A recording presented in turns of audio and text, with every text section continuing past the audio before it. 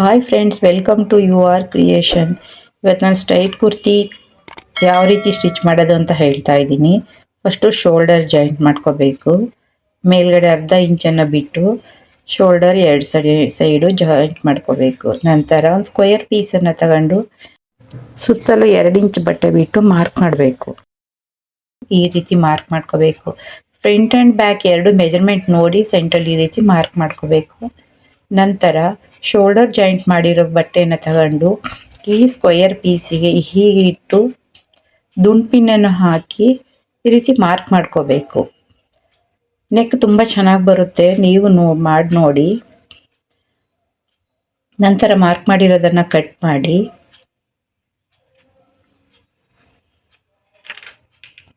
Back side ಈ ರೀತಿ ಇವಾಗ ನಾನು ಕಟ್ ಮಾಡ್ತಾ ಇದ್ದೀನಿ. ಕಟ್ ಮಾಡಿದ ಮೇಲೆ ಸೈಡ್ ಆಗಿ ಸ್ಟಿಚ್ ಹಾಕಬೇಕು.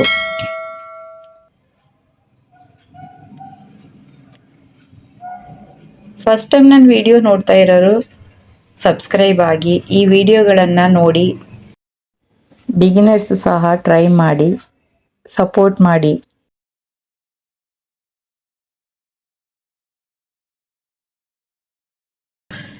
ಈಗ ನಾನು ನೆಕ್ಕನ್ನು ಆ ಪೀಸನ್ನು ಕೊಟ್ಟು ನೆಕ್ ಸ್ಟಿಚ್ ಮಾಡ್ತಾ ಇದ್ದೀನಿ.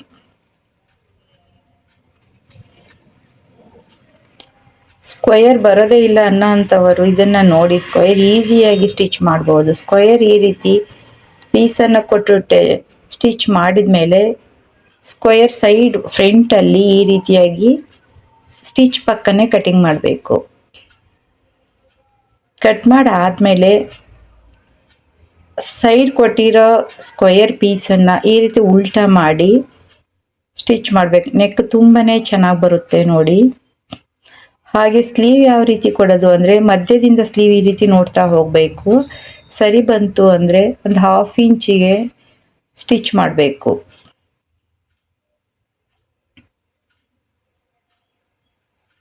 ಬಟ್ಟೆ ಎಳಿಬೇಡಿ, ಹಾಗೇನೆ ಸ್ಟಿಚ್ ಮಾಡಬೇಕು. ಬಟ್ಟೆ ಎಳೆದ್ರೆ ಅಲ್ಲಲ್ಲಿ ರಿಂಕಲ್ಸ್ ಬರುತ್ತೆ, ಒಂಥರ ಚೆನ್ನಾಗಿ ಕಾಣೋದಿಲ್ಲ ಸ್ಲೀವ್ ಹತ್ರ. ನಾನು ಸ್ಲೀವ್ ಕಟ್ ಮಾಡೋದು ಸುಮಾರು ತೋರಿಸಿದ್ದೀನಿ.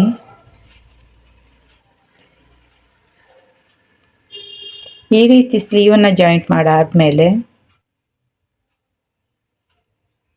ಭುಜದಿಂದ ಸ್ಲೀವ್ ಹ್ಯಾಂಡ್ವರೆಗೂ ಕೆಳಗಡೆ ಈ ರೀತಿ ಇದ್ದು ನೋಡಿ, ನೇರವಾಗಿ ಇದ್ದು ನೋಡಿದರೆ ಚೆನ್ನಾಗಿ ಬಂದಿರುತ್ತೆ ನೋಡಿ. ಈಗ ಆರ್ಮ್ ಹೋಲಲ್ಲೂ ಎಲ್ಲೂ ರಿಂಕಲ್ಸ್ ಬಂದಿಲ್ಲ, ಪರ್ಫೆಕ್ಟಾಗಿ ಸ್ಲೀವ್ ಜಾಯಿಂಟ್ ಆಗಿದೆ ನೋಡಿ. ಫಾಲೋ ಮಾಡಿ, ಸಪೋರ್ಟ್ ಮಾಡಿ, ಸಬ್ಸ್ಕ್ರೈಬ್ ಆಗಿ.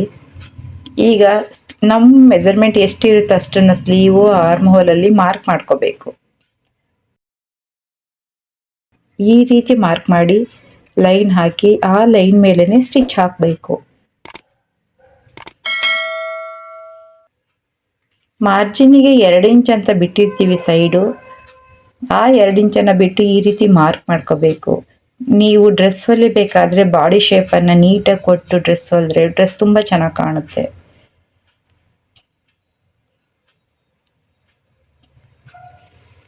ಚೆಸ್ಟು, ವೆಸ್ಟು ಹಾಗೆ ಹಿಪ್ಪು ಎಲ್ಲವನ್ನು ನೀಟಾಗಿ ಈ ರೀತಿ ನೋಡಿಬಿಟ್ಟು ಮಾರ್ಕ್ ಮಾಡಿ ಸ್ಟಿಚ್ ಮಾಡಿ.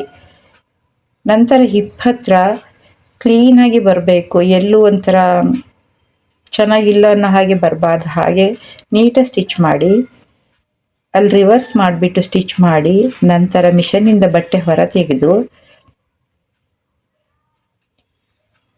ಸ್ಟಿಚ್ಚಿಗೆ ಅಂತ ನಾವು 1 ಇಂಚ್ ಬಿಟ್ಟಿರ್ತೀವಲ್ವ, ಆ 1 ಇಂಚನ್ನು ಈ ಕಡೆ ಮಾಡಿ ಸೆಂಟ್ರಲ್ಲಿ ಈ ರೀತಿ ಸ್ಟಿಚ್ ಮಾಡ್ತಾ ಬನ್ನಿ.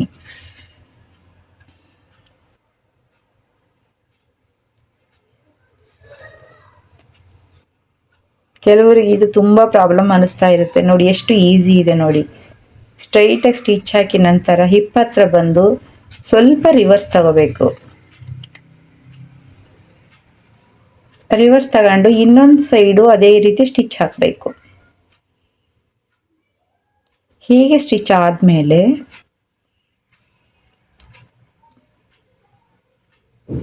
1 ಇಂಚ್ ಬಿಟ್ಟಿರ್ತೀವಲ್ಲ ಅದನ್ನು ಡಬಲ್ ಫೋಲ್ಡ್ ಮಾಡಿ ಸ್ಟಿಚ್ ಮಾಡಬೇಕು.